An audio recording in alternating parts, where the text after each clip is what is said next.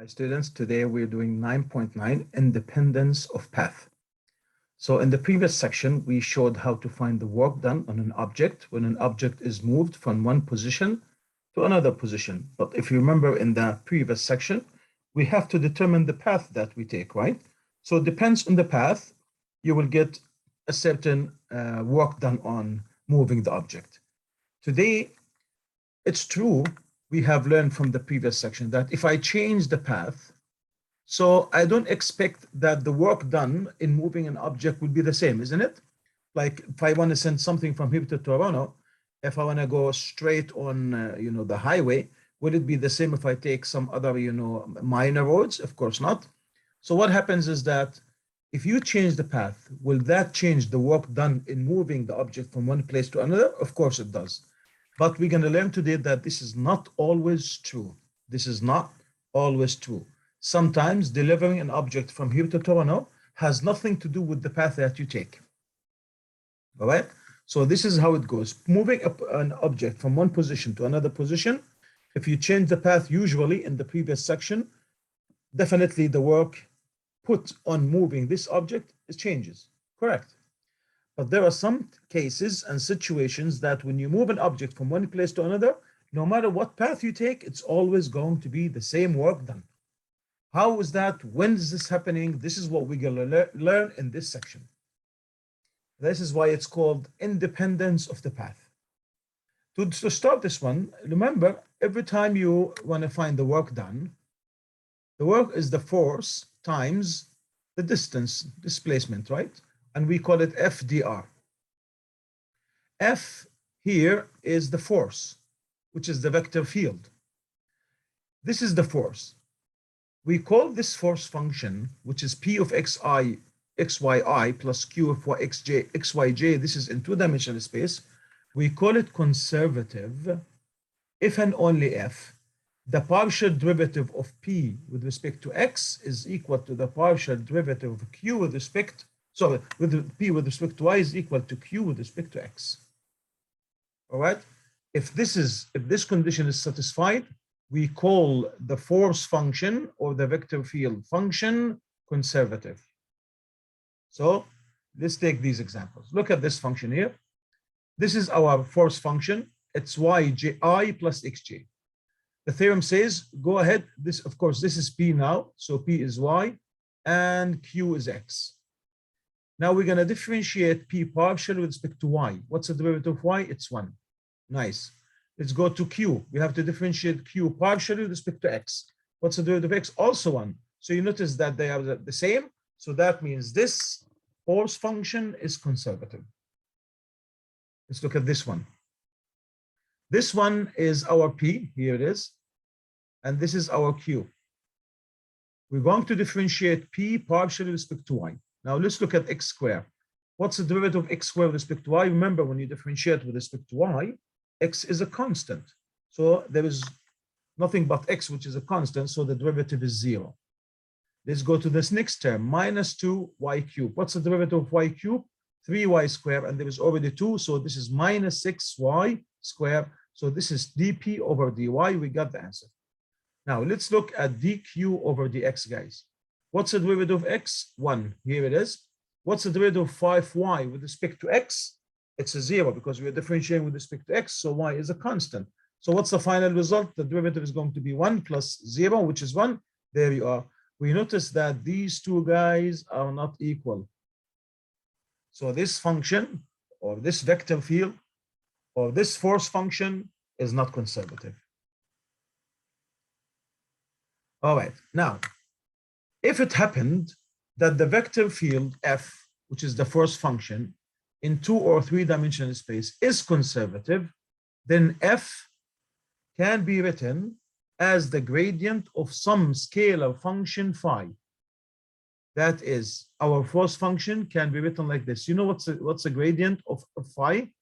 It's the partial derivative of phi with respect to xi plus the partial derivative of phi with respect to yj. This is the gradient of phi in 2-dimensional space. In 3-dimensional space, the gradient of phi is the partial derivative of phi with respect to xi plus the partial derivative of phi with respect to yj plus the partial derivative of phi with respect to zk. This is if we are in 3-dimensional space, and this is if it is in 2-dimensional space. All right. So this says if it happened that you found out that the function, the vector field, or the force function f is conservative, then I can always write f as the gradient of some function phi. This phi is called the potential function. This phi, we call it the potential function. Not only that, the work done will be independent of the path. So no matter what path you take, this will lead that the work is always going to be the same. So that the idea is, in this section, how would I know that the work done in moving an object from one position to another position is independent of the path? You do one thing and one thing only. What do? We check if f is conservative. If f is conservative, then definitely we know that the work done will be independent of the path. So I don't care about this at all. All I need to know is what's the beginning and what's the end. Where do I start with and where do we end up with? Does it matter which path we take? Hell no. Just what's the beginning and what's the end. Okay, now we said, let's suppose that f was conservative. Then we know that the work done is independent of the path. So the work done is independent of the path. Okay, what will be the result of this one, by the way?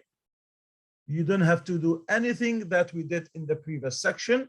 The only result is going to be the phi. You know the phi, the function that the potential function you found, find it, just plug the beginning point and the end point, and you're done. So it's the phi of b minus phi of a. The end point, we plug it in the phi, minus the beginning point, we plug it in phi, and that's the answer. We will show this, demonstrate this one, by the way, in examples.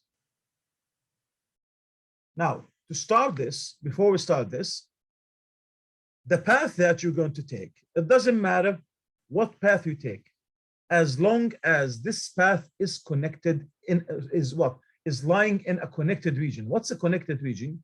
This is a connected region, guys. We call a region R is to be connected if any 2 points A and B in R can be joined by a piecewise smooth curve that lies entirely in R. Look at this one. Here's the point A and here's the point B. The path between them is exactly, all of it is entirely in our region R. So this is called a connected region. Look at this one. This is not a connected region. Why? Because point A is one region and point B is another region. Is there any path, smooth curve that goes from here to here? No. See here, I'm going to stop here. So there's a gap. So since this is a gap, that means this is not what?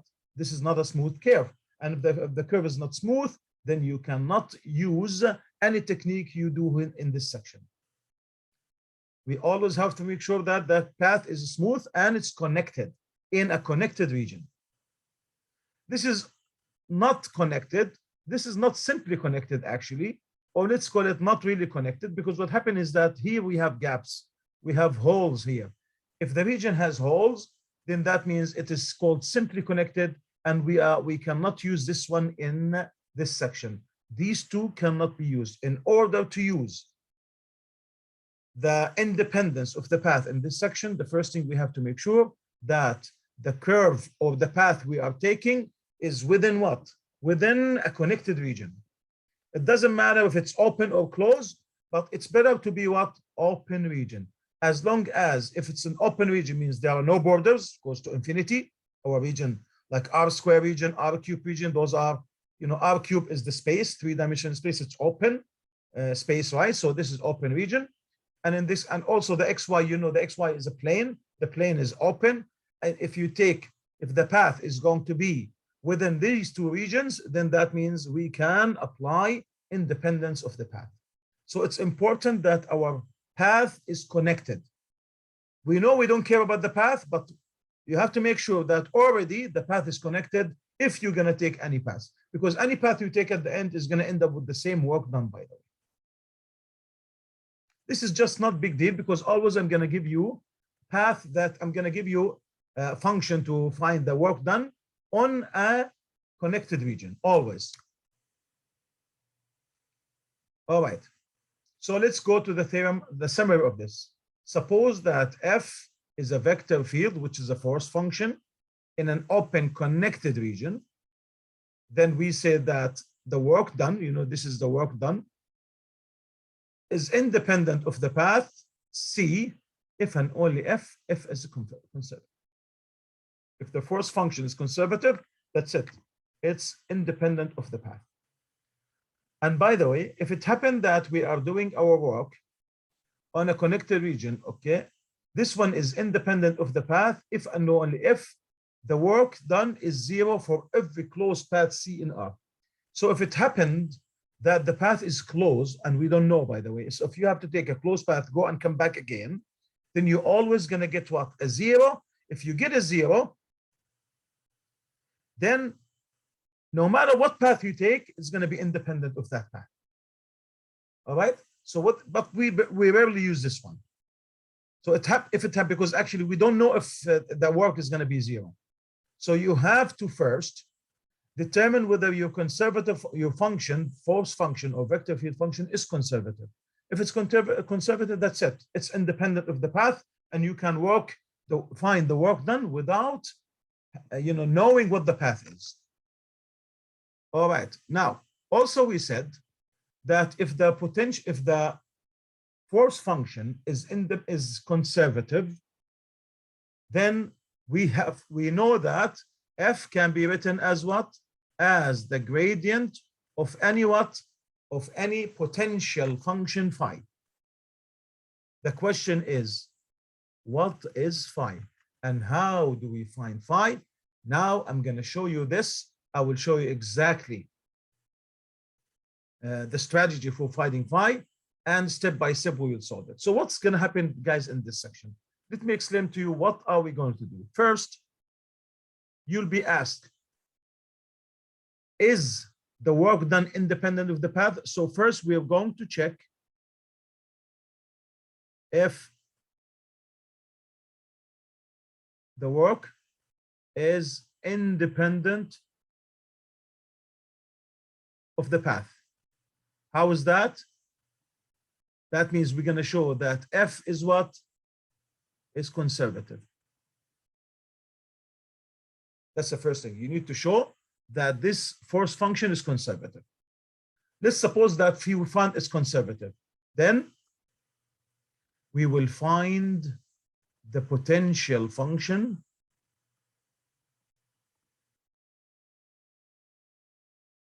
phi. That's the second step. Third step, immediately you will say that the work done is nothing but phi at endpoint minus phi at beginning point. Done. Those are the 3 steps to find the work done, guys, on an object that is moved from one position to another position, from A to B. So here's A and here is B. Which path do we take? I don't care. I don't care what the path. So you could be this path, could be that path. Doesn't matter. No matter what path you take, I need to find the work done from A. If I move the object from A to B, and we don't care to know what the path is. All right. To do this, first, make sure that F is conservative. If it is, find the potential function phi. You found it. That's it. Replace the endpoint minus the beginning point on phi, and this will give you the work done, and you are done. This is the summary of this section.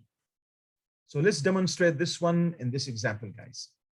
It says, for this work, for this integral, show that the integral is independent of the path. By the way, you can easily tell that this is what? The work done. This is the work function, isn't it? It's FDR, because this is P, and this is Q.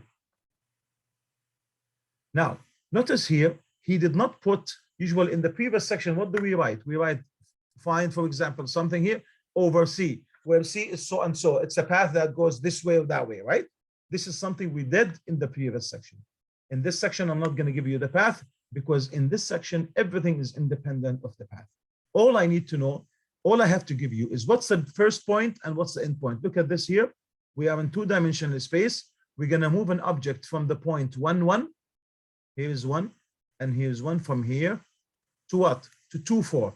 Here is 2, 3, 4. So we need to move it from here to here. This is a 3 and 4, and this is 1 and 1. How do I move it? I have no idea. Which path do I take? I don't care. Why is that? Because you will notice now in a minute that the work done is independent of the path. How do you show that? First step says, show that the integral is independent of the path. So how do I show number 1? We need to show that the force function is conservative. That is, what do we have to show? That means we're going to show that dp over dy is equal to dq over dx. This is what we have to show. All right. The question is, what's p? P of xy in the force function, it's the term that is attached to dx, guys, which is 2xy. Q of xy is the coefficient of dy in the integrand, which is x squared. All right, let's go back to p and differentiate p partially with respect to y. When you differentiate with the y with respect to y, then x is constant. So we only differentiate the y, guys. What's the derivative of y? 1. What's left? 2x. Here is 2x. Let's go here. What's the derivative of q with respect to x now? You see, here you consider that y is a constant.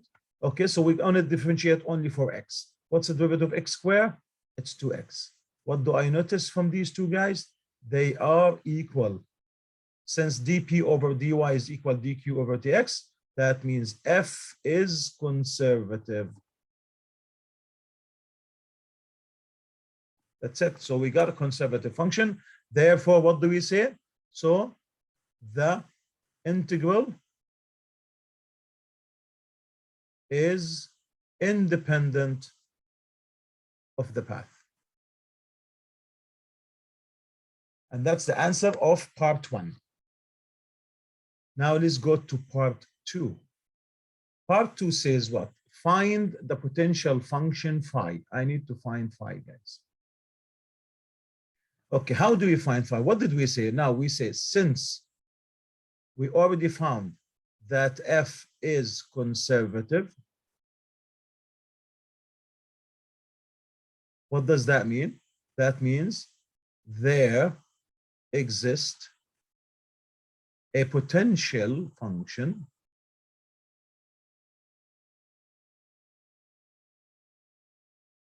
phi such that what? F is equal to the gradient of phi, correct? This is what we said. Because f is conservative, then definitely there is a potential function phi such that the force function is equal to the gradient of phi. All right, let's plug this one here. What's f, by the way? F is, in this case, 2xyi, right? Because this is f is p of xy plus q of xy, which is x squared j. This is our f. This is our force function f. This is equal to what? Gradient of phi. Remember, what's the gradient of phi? D phi over dxi plus d phi over dyj. This is the gradient of f, of phi. All right. Now, because these are equal, then definitely the coefficient of I must be equal to the coefficient of I here, isn't it? So what do we have? So we have d phi over dx is equal to 2xy. Multiply everything by dx means move dx here. So what do we get here? So d phi is equal to 2xy dx. Now what do we do? We are going to integrate both sides. D phi with respect, of course, to what? To x is equal to 2xy dx and integration. We will be integrating both sides. But what happens when you integrate the derivative, guys? Are they the opposite? They are the inverse of each other, right? So the integration will cancel the derivative. So what do we get here? So that means the phi of xy that we are looking for now will appear here equal to. Now, how do you integrate this one? We are going to integrate this with respect to x only. So y is a constant. We don't touch it. So the 2 and the y, we can take them out. So the 2 and y goes out. And the only thing left is what? To integrate x. What's the integration of x? It's x squared over 2 plus c, right? We should say plus c. But instead of saying c, look what happened, guys. I differentiated partially with respect to x. So, and I said that y is what in this case is a constant. So instead of saying plus c as a constant, we can say like what? G of y, because g of y can be a constant, is a constant. Any y and any function of y is constant. Why is that? Because I'm integrating with respect to x. So I don't have to, I can say plus c, by the way, but instead of saying plus c, I can say plus g of y, because y and any function of y is constant in this case. We were assuming that it's a constant. Now this 2 goes with this 2. So what do we get now? So now phi of x, y, our potential function is y x squared plus g of y, guys. This is equation number 1. Finally, we were looking for the potential function. Here is the potential function. We got it. What's missing in this potential? What's the unknown here? We don't know what's this, right? We still know what's g of y. So how do I find d of y? Okay, what did we do, guys? First, we said we take the coefficient of y with the coefficient of, so I with the coefficient of I, and we finished it. How about the coefficients of j? So now I'm going to take the coefficient of j here, which is x squared. So now we have x squared, go back, is equal to what, guys? What's the coefficient of j here? d phi over dy. So equal to d phi over what? dy. Perfect. So this implies that x squared is equal to what? Let's go back, guys, to phi. Here's phi. I'm going to differentiate this phi with respect to y, guys. I will differentiate it. Look, I need to find d phi over dy. Means go back to your phi and differentiate it partially with respect to y. Okay. What's the derivative of y x squared with respect to y only? The derivative of y is 1. What am I left with? X squared. So we get x squared plus, let's go back. Now we have to differentiate this with respect to y. What's the derivative of this one with respect to y? I have no idea. It's partial derivative with respect to y. So what do I say? Plus g prime of y. Just differentiate it. So look what happened now. This x squared goes with this x squared. So this implies that g prime of y is equal to what? 0. Now what do? We integrate both sides. Okay, is equal to the integration of 0 with respect to what? With respect to y. Everything nice with respect to y. The integration, of course, this is g prime. The integration will cancel the derivative. So that means this implies that g of y is equal to what? The integration of 0 is 0 plus what? Plus c. By the way, you can take c anything, so I'm going to take c to be 0. I'm going to show you why. Let c equal to 0. This implies that g of y is nothing but 0. Wonderful. Let's go back to our phi, by the way. Therefore, phi of x and y is what, guys? Let's go back to phi. Here's phi. What was it? It was y x squared plus g of y. But we found that g of y is 0. So that means it's only y x squared. So it's y x squared. I'm done, guys. I found the potential function. Step number 2 is finished. Where do we go now? To step number 3. What does it say? Step number 3 says the work done is equal to, this is by the work done. That means this integral from 1, 1 to 2, 4 of 2xy dx plus x squared dy is nothing but what? Yx squared, the potential function that you found. And what do you put here? From 1, 1 to 2, 4. That's it. From 1, 1 to 2, 4.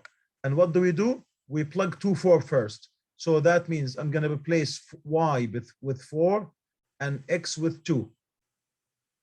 Minus, replace 1, 1. So we replace y with 1 and x with 1. 4 times 4 is 16 minus 1. And this is equal to 15 what? Joules. So the work done to move an object from the point 1, 1 to point 2, 4, no matter what path you take, it's always 15 joules. You can climb mountains, you can go downhill, you can go, straight line, you can take a zigzag, no matter what path you take, it's always going to be 15. You know why? Because the force function is potential. I can give you a good example on that one.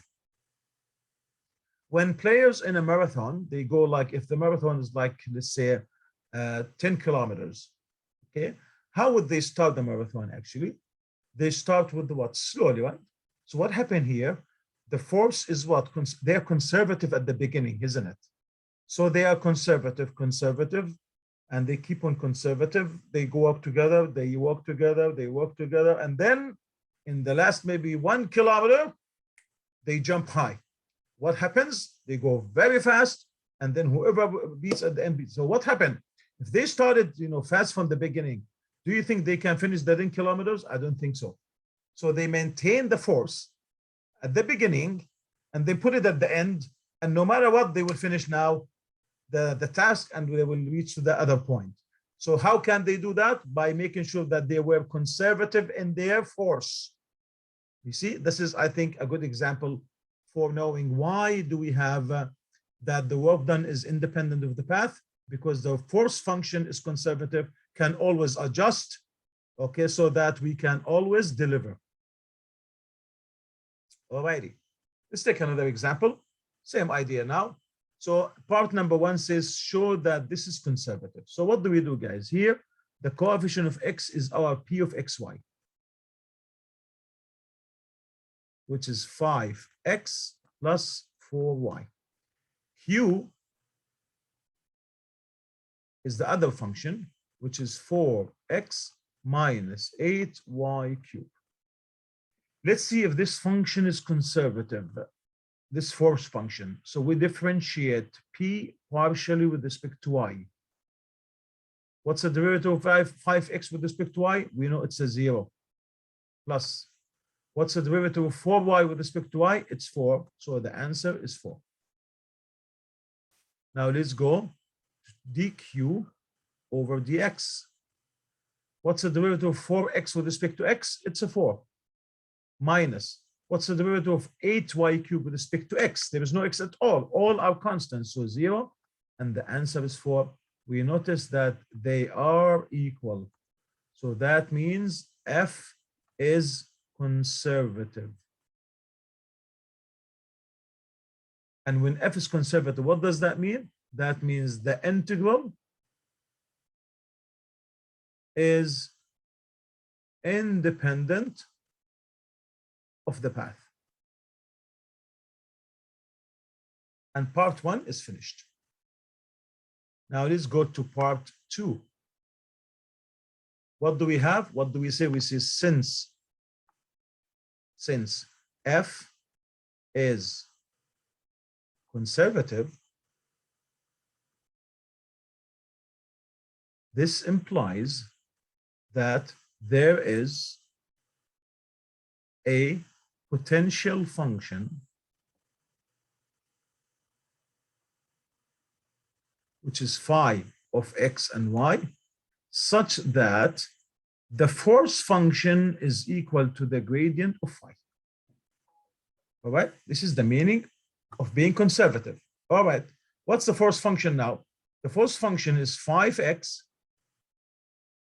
plus 4y, which is p of xy I, plus 4x minus 8y cube j. This is our force function, is equal to the gradient of phi, it's d phi over dxi plus d phi over dyj. This is the meaning of it. Pretty nice. So that means what? The coefficient of I must be equal to the coefficient of I here. So what do we say? So we say d phi over dx is 5x plus 4y. And all the questions, you do the same strategy, guys. Now we move dx here.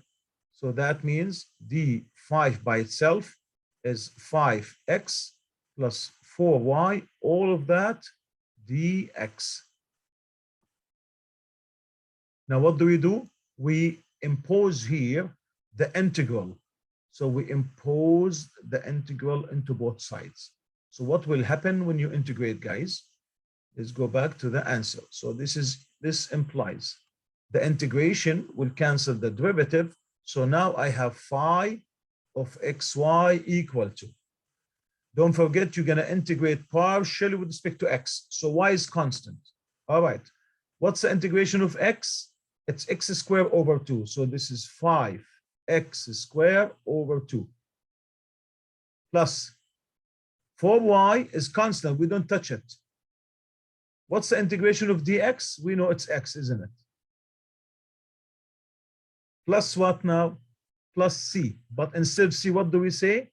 G of y. Why? Because we treated y as a constant. So what happens now? We have the star equation number 1. This is the phi that we are looking for. But what's wrong with this? We don't know what g of y is. How do I find g of y? We're going to go and find it by using the second equation, the coefficient of j with the coefficient of j. The coefficient of j here is 4x minus 8y cubed is equal to d phi over dy. Right? This is the second part. All right. Now, here we don't do the same strategy we did at the beginning. No, we already have d phi. We already have phi. Where is phi? This is phi, guys. I'm going to differentiate it partially with respect to y. What's the derivative of the first term with respect to y? There is no y at all, so it's a 0. Let's go to the second term. What's the derivative of y? 1. So what's left? 4x. Plus, what's the derivative of this with respect to y? I don't know. So it's just what? G prime of y. So now what happens? This guy cancels with this guy. So what's left? G prime of y is nothing but minus 8x cubed, negative 8x, so y cubed. Now we have G prime, guys. What do we do now? We will integrate both sides. We insert the integral sign. What happens when you integrate? The integration cancels the derivative. So what's left is g of y is equal to. What's the integration of y cubed? You know, minus 8, we don't touch it. The integration of y cubed is y to the 4 over what? Over 4. Plus now what? Plus c. We can always take this c to be 0. So what's left here? This 4 with 8 is 2. So this is negative 2y to the 4. This is, guys, g of y. Now what do? We're going to go back to our answer, which is phi. So now we have, so phi of x and y that we are looking for is nothing but 5x squared over 2 plus 4yx plus g of y. G of y we found it to be minus 2y to the 4, guys. Now, finally, we got the phi. So step number 2 is finished. What's step number 3? Compute the integral. So what do we say in step number 3?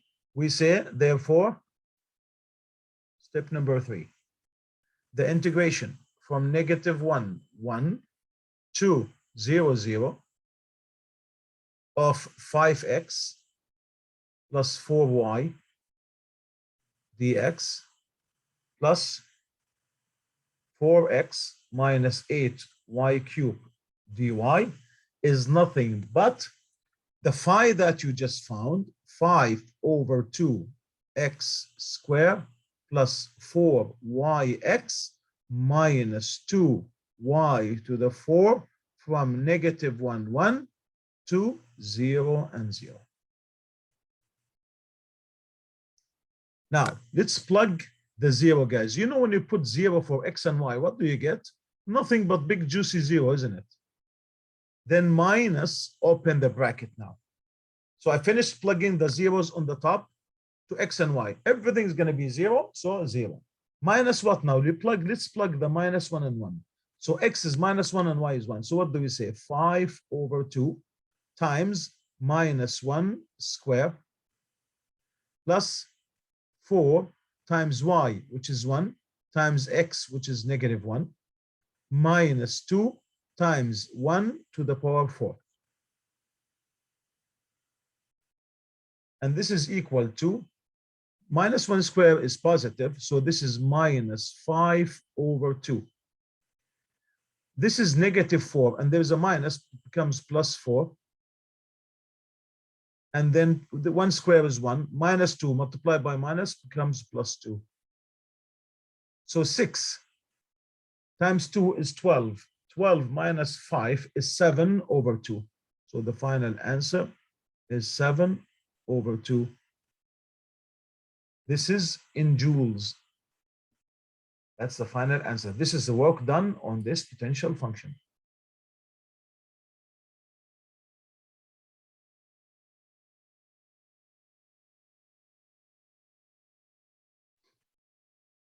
Same thing happens with three-dimensional space.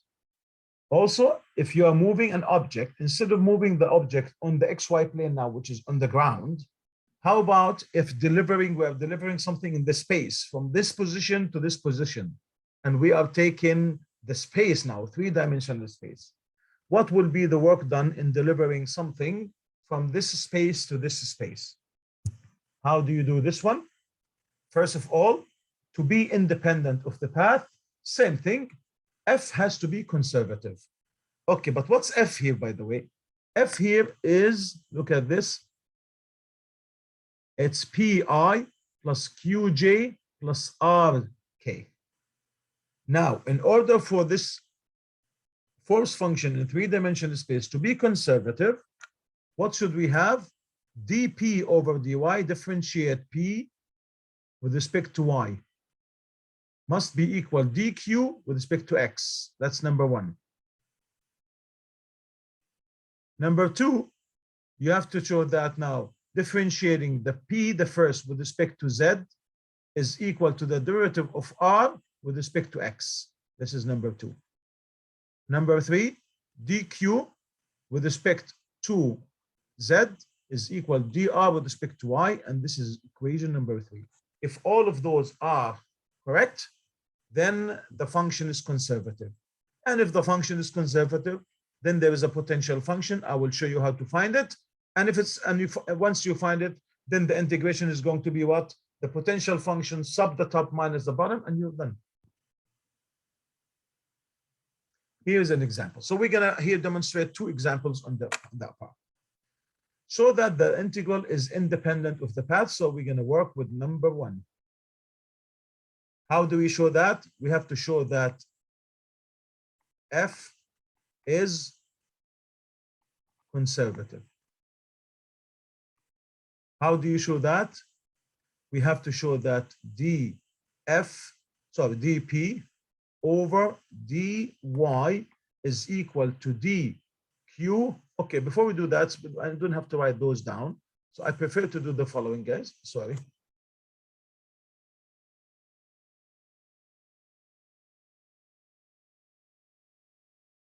Okay, as we always do, let's see what is f here.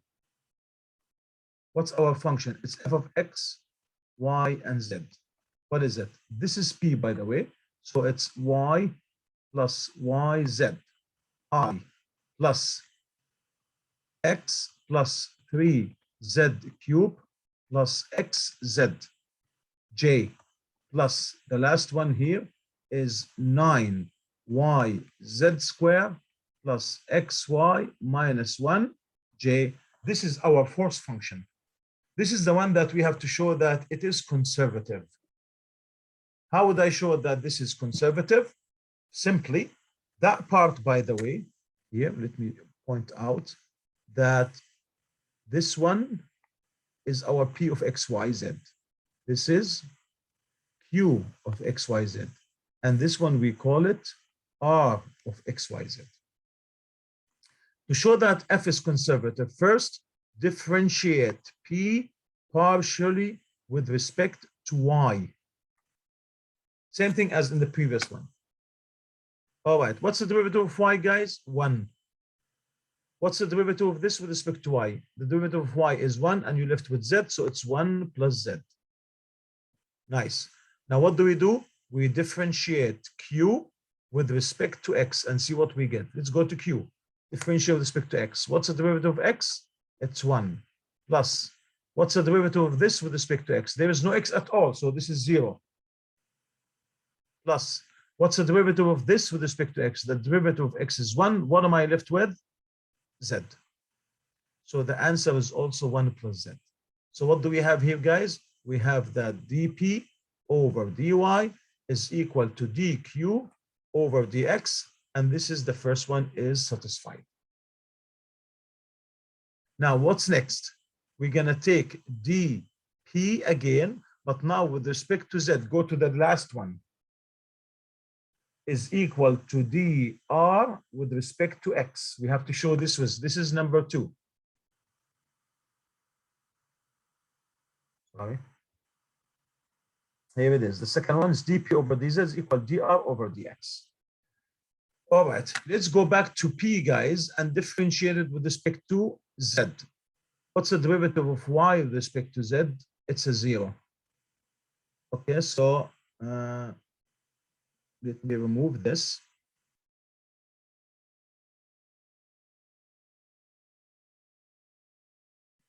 This is equal to the derivative of y with respect to z is 0 plus the derivative of this term with respect to z is y.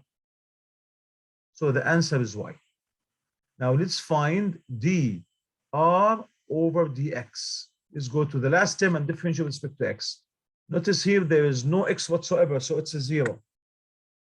Plus, what's the derivative of this with respect to x? The derivative of x is 1, and you're left with y. Minus, what's the derivative of 1 with respect to x? It's a 0. So again, the answer is y. So what do we have from here, guys? So now dp over dz is equal to dr over dx, and the second condition is satisfied. Who's left? The third one. We're going to take the middle one, dq over dz. Go to the last term, from q to the third. What's dq over dz, guys? Okay, what's the derivative of x? This is a q, by the way. The derivative of x is 0 plus. What's the derivative of this with respect to z? The 3 goes down, so you have 9z squared. And here, the derivative of this with respect to z, the derivative of z is 1. I'm left with x.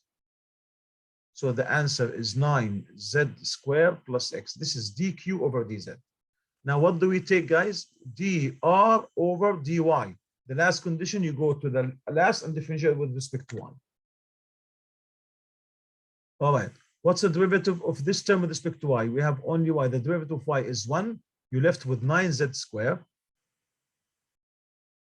What's the derivative of this guy with respect to y? The derivative of y is 1. You're left with x. And the derivative of the last one with respect to y is 0. Here is 0. So you have 9 z square plus x. You see, the same thing. Both are equal. So dq over dz is actually equal to dr over dy. And this is condition number 3 is satisfied. Because all conditions are satisfied, then what do we say? We say that f is conservative. And what does that mean? That means the integral is independent of the path. So number 1 is finished. Now where do we go to? 2. He says find the potential function phi. All right. Now in number 2 says to find phi, we say since f is conservative, what does this imply? Implies that there exists a potential function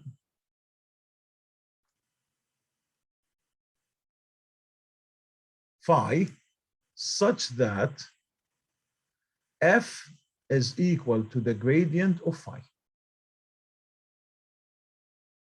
All right, but what's f?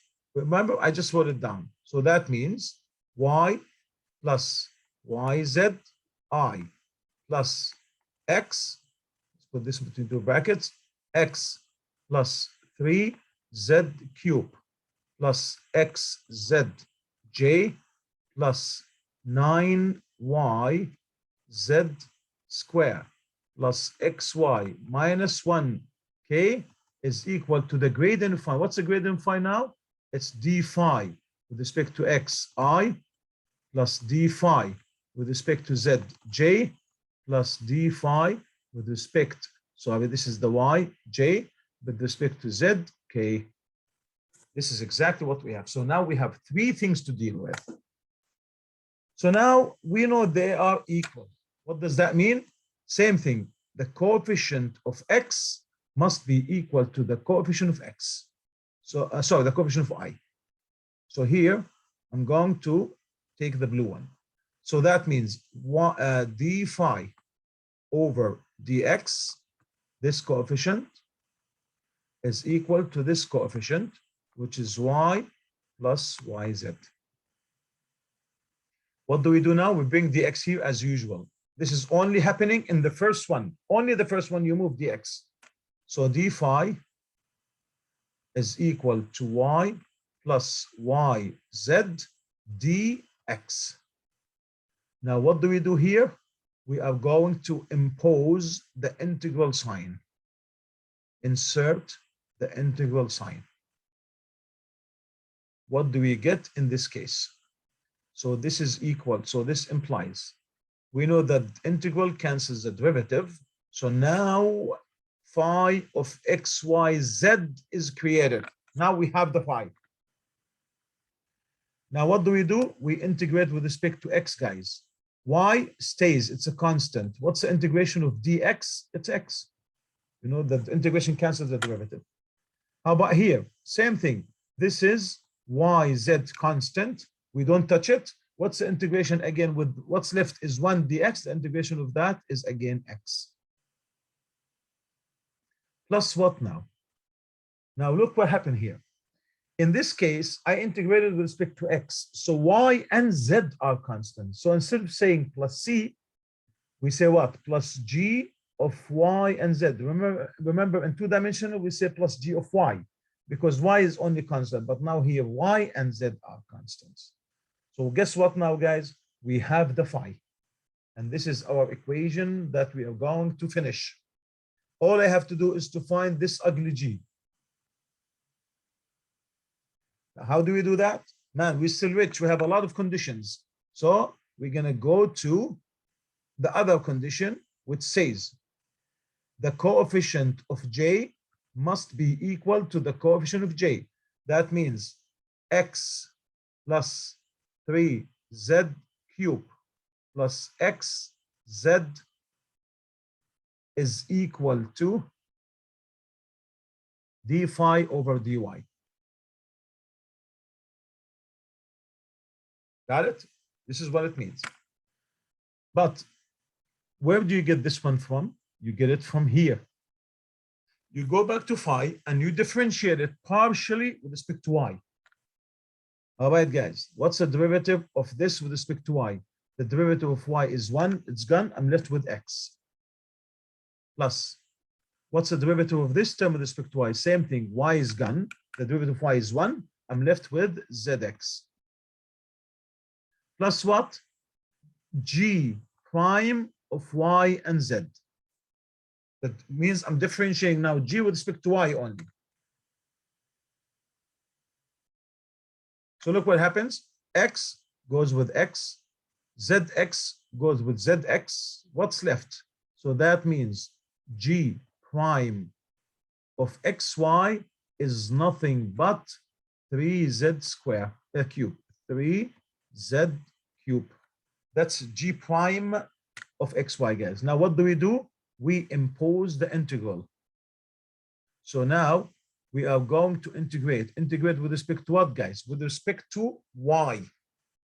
We are going to integrate it with respect to y. Got it? Because we have d phi over dy. All right? So let's integrate this one with respect to y. What do we get? Go back to our color. So this implies that the integration is going to cancel this. So g of x, sorry, g of y and z, this is wrong by the way, y and z is equal to, let's fix this one so it will look neat.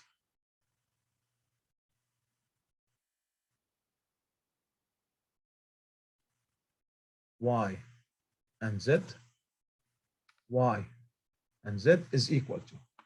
Now we're going to integrate with respect to what, guys? With respect to y. Because here we're talking about d phi over dy. What's the integration of that? 3z cube is constant. What's the integration of dy? The integration cancels the derivative and you have y. Plus what? You see, I integrated with respect to y, so I have to treat z as a constant. So what do we say at the end? Plus h of z. Okay, so this is number 2 now. What does number 2 say? It says that g of yz, which is this one, is exactly that. So what I'm going to do, I will sub 2 in 1. So what do we get in 1, guys? So I'm going to go back and write the color of 1. So phi of x, y, and z is equal to, which is here, is yx plus yzx plus, now this g of yz, we found it to be 3z cube y plus h of z. All right, so now this is equation number 3. So phi is not finished yet. I need to find this. So what do we have? We still have one more condition. Where is it? The third one, guys. So now we're going to go to the third condition. The third condition says this coefficient of k must be equal to this coefficient. So 9yz square plus xy minus 1 must be equal to d phi over what? dz. But how do I find d phi over dz? We go back to our phi and we differentiate it partially with respect to z. Now, what's the derivative of this with respect to z? Nothing. There is no z, so it's a 0. Plus, what's the derivative of this with respect to z? The derivative of z is 1. So what am I left with? Yx. Plus, what's the derivative of this term with respect to z? The derivative of z cube is a 3z square, and there's a 3, so you have 9z square y plus what finally? H prime of z. Because I don't know what's that, so I'm just going to say h prime of z. So look what happens now. Yx goes with yx. 9, this goes with this 9. So what am I left with, guys? H prime of z, this one, I'm left with -1. Here is -1. What do we do now? By the way, that means dh over dz is equal -1, because you see there is a z here.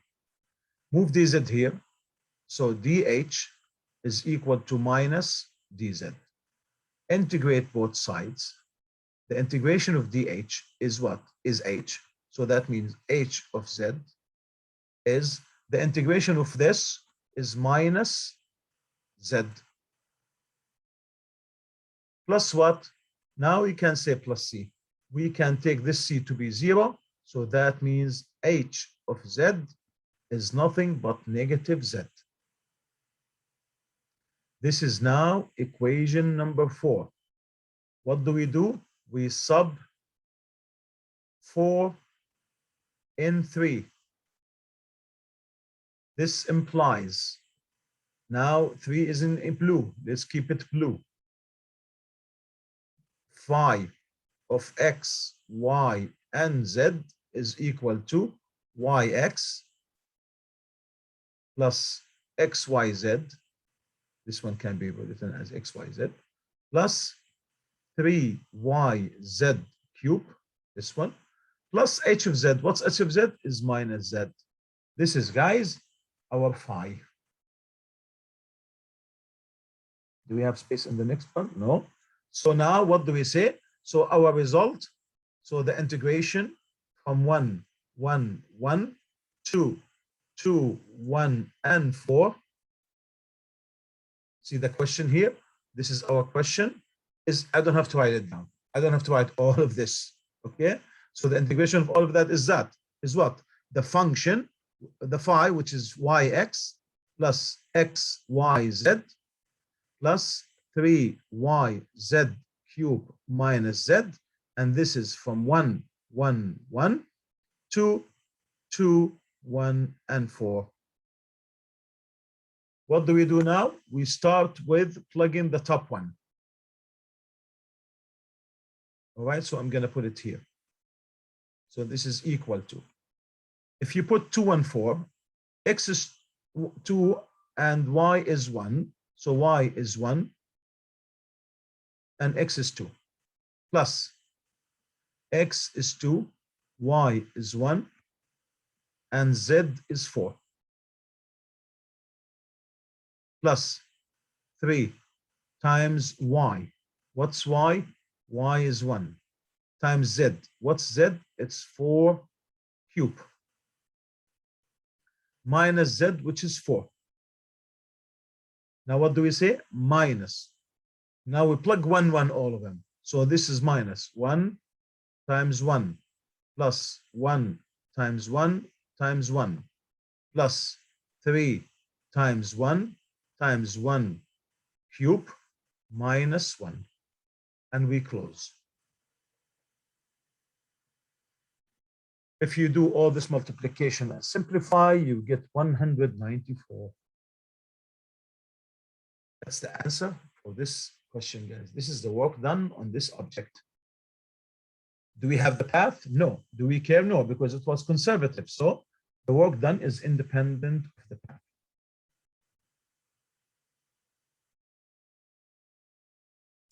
Last example, very similar to what we had before. The first thing we're going to do is that show that it is conservative, independent of the path. So number 1, we will show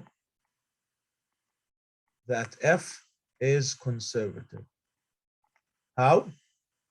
1, dp over dx, guys. So here we can take a shortcut. This one is p. This one is q, and all of this is r.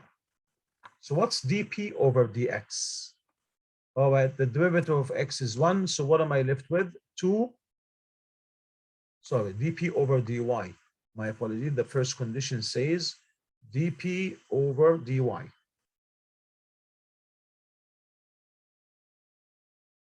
dp over dy equal to, the derivative of sine y is cosine y, so this is 2x cosine y. This is the derivative of p with respect to y.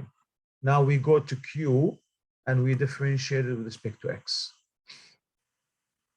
What's the derivative of x squared? It's 2x. So you have 2x cosine y.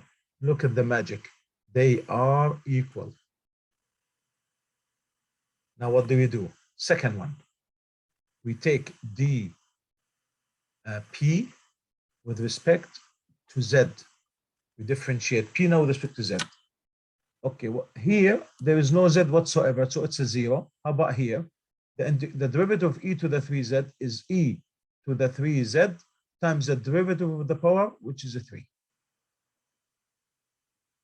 Let's look at dr over dx now. You go to r and you differentiate with respect to x. Here is x, guys. What's the derivative of x? 1. So what's left? 3 e to the 3z plus what's the derivative of 5? It's a 0. That's it. So again, magic again, those are equal. Who's left? The middle one, dq, we differentiated with respect to z. All right, what's the derivative of this with respect to z, guys? There is no z whatsoever, so that's a 0. Now where do we go? We go to the last term and we differentiate with respect to y. Look at the last r. Is there any y here? Nothing at all, so it's what? It's a 0. Again, those are equal. So the third condition, the three conditions are satisfied. So what does that mean? That means f is conservative, which implies that the integral is independent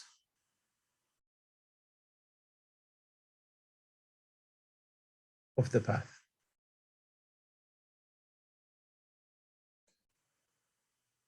Nice. Now we go to part number 2. Find the potential function phi. So what do we say? We say since f is conservative, this implies that there exists a potential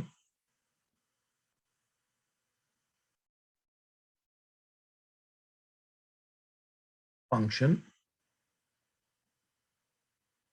phi of x, y, and z such that the force function is equal to the gradient of phi. All right. Now, what does that mean? That means the first function, p, that means p is equal to what, guys? Is equal to d phi over what? dx, right?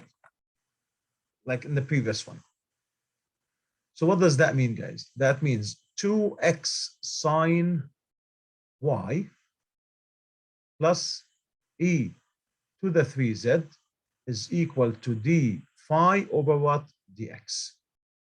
Bring dx here. So what does that mean? That means d phi is equal to 2x sine y plus e to the 3z. All of that what? dz, dx. Now what do? We insert the integration sign. Why is that? Because I need to come up with phi.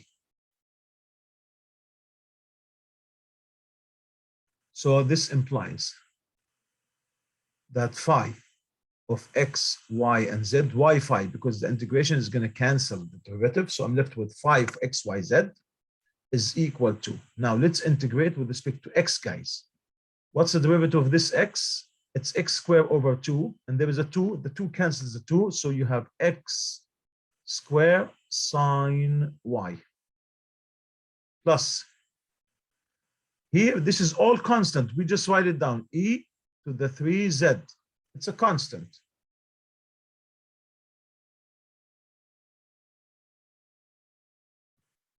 So what's the integration now? This goes out. The integration of dx by itself is x, right? So times x plus now what? G of y and z, because we treated y and z as constants. Now guess what? This is equation number 1, and we have phi. Now where do we go? The second condition. What does it say? So we took p equal to d phi over dx. Now what do we say? Q, the second one, is equal to what? D phi over dy, which implies Q, let's copy down. It's x squared cosine y equal d phi over dx. Where do we get it? We go back to phi and we differentiate it partially with respect to y. What's the derivative of sine y? Cosine y. So we keep x squared cosine y plus, what's the derivative of this with respect to y? Nothing. There is no y, so it's a 0. Plus, what's the derivative of this with respect to y? We're going to just say what? dg of yz with respect to what? With respect to y. Because I don't know what's this to differentiate. So what happens now, guys, is the following. This one cancels that one. So what am I left with? 0, right? So dg of y and z with respect to y is nothing but 0. Bring dy here.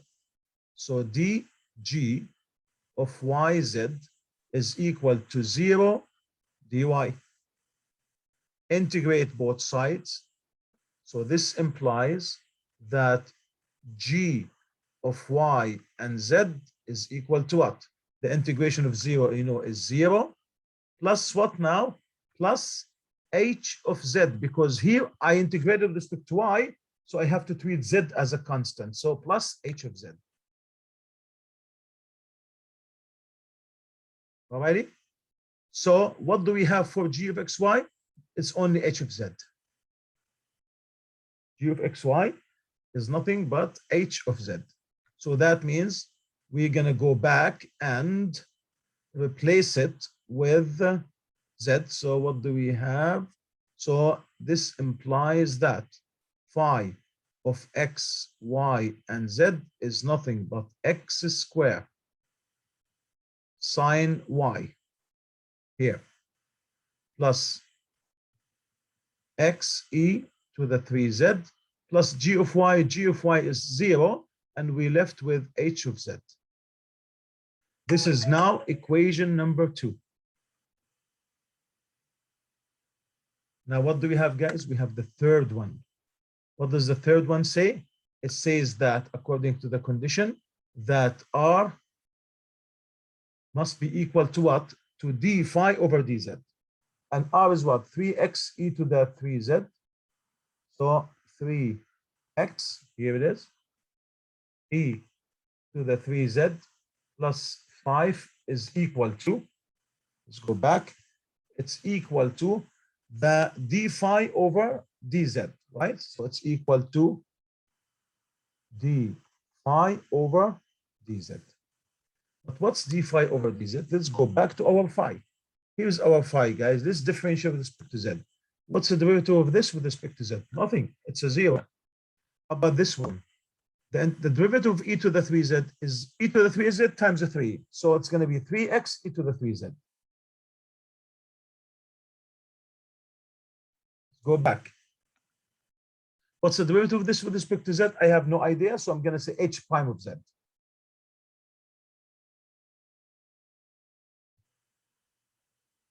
Alrighty? So what's going to happen now is that this is going to cancel that. So that means h prime of z is nothing but 5. But what's h prime z? Means dh over dz is equal to 5. Bring dz here. So dh is equal to 5 dz. Integrate both sides. The integration cancels the derivative. So h of z is 5z plus what now? Plus c. By the way, you can take always the c equal to 0. So that means h of z is 5z. Now we can say, therefore, phi of x, y, z. Let's go back and copy it down. We are here. So it's x squared sine y